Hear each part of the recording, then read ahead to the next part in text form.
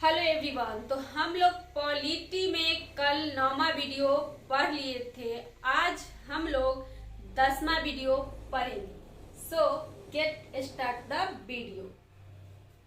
तो हम लोग देखे थे मूल अधिकार।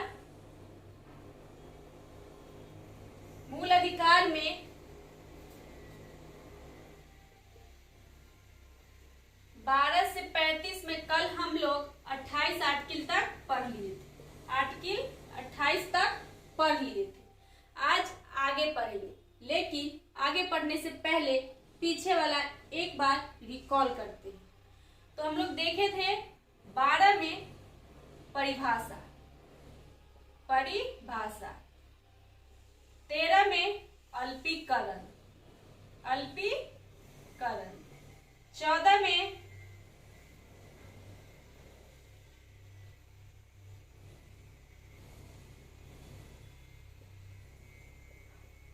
विधि के समक्ष समानता,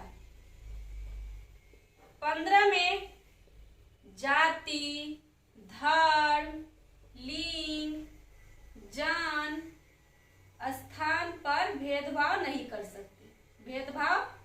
सकते।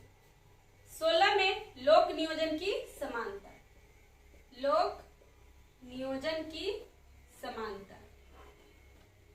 17 में छुआछूत का अंत हो गया। 18 में उपाधि का अंत,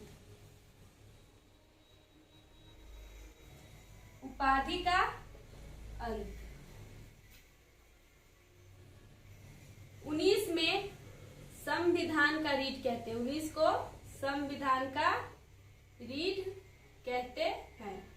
20 को दोष सिद्धि का अंत,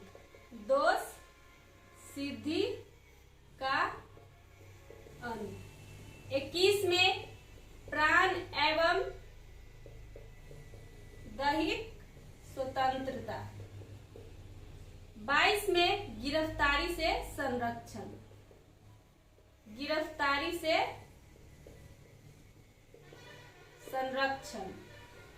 23 में बलात् श्रम, 24 में 14 वर्ष से कम उम्र के बच्चों को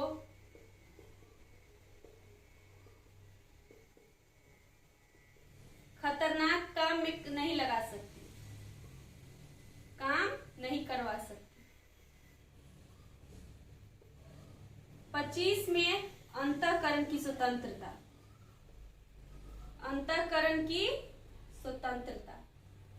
26 में सामूहिक धार्मिक की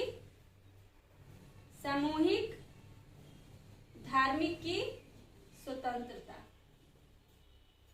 27 में सामूहिक धार्मिक की स्वतंत्रता हो गई। 27 में टैक्स नहीं लिया जाएगा धार्मिक कार्यों पर। तो देखिए, सबसे पहले हम लोग देखते हैं मूल अधिकार आर्टिकल 12 से 35। तो इसमें देखे थे परिभाषा, राज्य की परिभाषा। 13 में अल्पीकरण, 14 में विधि के समान संरक्षण, 15 में जाति, धर्म, लिंग, जन, स्थान पर भेदभाव नहीं कर सकते, 16 में लोक नियोजन की समानता, 17 में छुआछूत का अंत, 18 में उपाधि का अंत, 19 को संविधान का रीढ़ कहते हैं क्योंकि इसमें अभिव्यक्ति की स्वतंत्रता है, सभा करने की स्वतंत्रता है। सभा कर लेंगे तो उसके बाद क्या करेंगे? सभा करने के बाद क्या करता है लोग?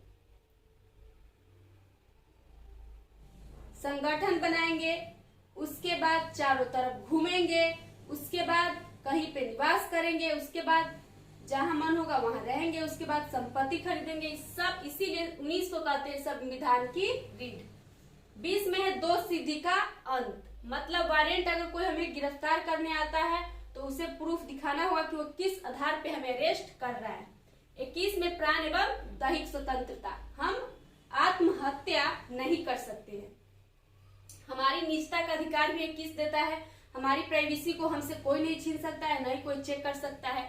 21 गिरफ्तारी से संरक्षण, 24 घंटा के अंदर न्यायालय में ले जाना होगा, 24 घंटा के अंदर। 23 में बलात् श्रम, किसी से हम जबरदस्ती काम नहीं करवा सकते हैं, बेगारी नहीं खटवा सकते हैं। 24 में है कि 14 वर्ष के कम उम्र के बच्चों को हम खतरनाक जगह पर फैक्ट्री, माइंस वगैरह में काम नहीं करवा सकते हैं। 25 में है अंतःकरण की स्वतंत्रता, मतलब व्यक्तिगत स्वतंत्रता है। हमारा मन होगा तो हम हिंदू धर्म मानेंगे, हमारा मन होगा तो हम मुस्लिम धर्म मानेंगे। 26 में है सामूहिक धार्मिक की स्वतंत्रता। अगर कहीं पे यज्ञ हो रहा है तो उस समूह में मेरा मन करेगा तो हम उसमें भाग ले सकते हैं। 26 में सामूहिक धार्मिक की स्वतंत्रता। 27 में है अगर कोई धार्मिक चीजों के लिए अगर कोई टैक्स देता है तो उस टैक्स पर, अगर कोई रुपया देता है वहां पे, तो उस पे टैक्स नहीं लिया जाएगा। 28 में है कि सरकारी विद्यालय में हम धार्मिक शिक्षा नहीं दे सकते। बच्चों को हम ये नहीं कह सकते कि तुम हिंदू धर्म की मान्यता दो या तुम मुस्लिम धर्म को मान्यता दो, ये हम नहीं कह सकते। आर्टिकल 28 के तहत आज 29 देखेंगे।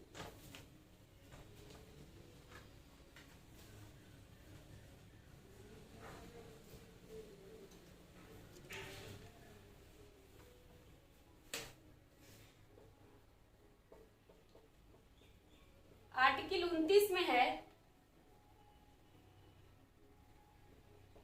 जाति, धर्म, लिंग के आधार पर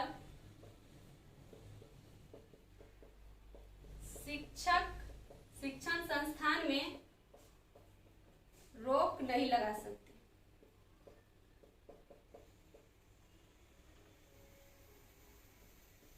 अब देखिए यहाँ पर अगर कोई जाति, धर्म, लिंग इसके आधार पर हम शिक्षक संस्थान में रोक नहीं लगा सकते हैं।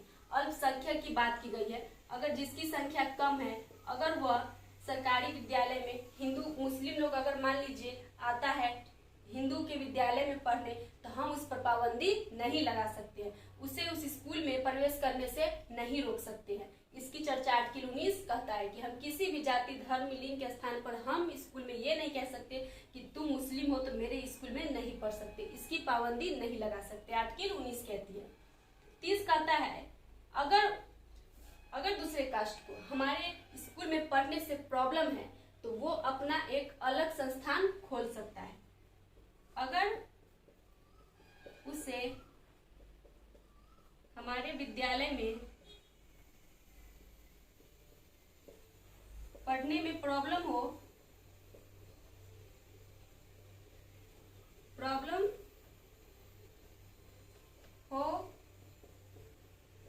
तो वो अपना अलग से खोल सकता है।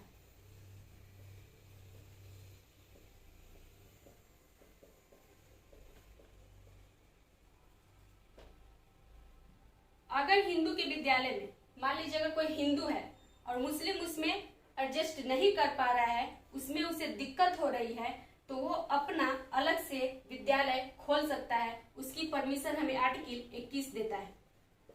अगर कोई मान लीजिए अगर कोई अपना बाल बड़ा रखना चाहता है, धोती कुर्ता में पहनकर पढ़ना चाहता है, तो वो अगर इस स्कूल में उसे उस तरीके की सपोर्ट नहीं मिल पा रहा है, तो वो अलग से अपना विद्यालय में खोल सकता है। उसकी हमें आजादी है आर्टिकल 30 के तहत। 31 देखेंगे। आर्टिकल 31 संपत्ति का अधिकार। संपत्ति का अधिकार। संपत्ति का अधिकार मौलिक अधिकार नहीं है, ये क्या है? कानूनी अधिकार है। कानूनी अधिकार है। ये हमसे जनता तो नहीं छीन सकती, लेकिन सरकार छीन सकता है, क्योंकि संपत्ति को अधिकार को कानूनी अधिकार कर दिया गया है। क्योंकि मान लीजिए यहाँ से अगर किसी रोड बन रहा है और किसी का जमीन बीच में आ रहा है, तो वो देने से इनकार करता था। इसीलिए क्या हुआ, 44वां संविधान संशोधन 1978 के तहत मोरारजी देसाई ने संपत्ति के अधिकार को मौलिक अधिकार से हटाकर कानूनी अधिकार बना दिया और इसे 300 के क में रख दिया। संपत्ति के अधिकार को कहा जाने दिया 300 के क में। तो इसीलिए आर्टिकल 31 को हम कानूनी अधिकार के नाम से कहते हैं, उसे हम मौलिक अधिकार नहीं कह सकते, क्योंकि 44वां संविधान संशोधन के तहत 1978 में मोरारजी देसाई ने संपत्ति के अधिकार को कानूनी अधिकार बना दिया। आर्टिकल 32 संवैधानिक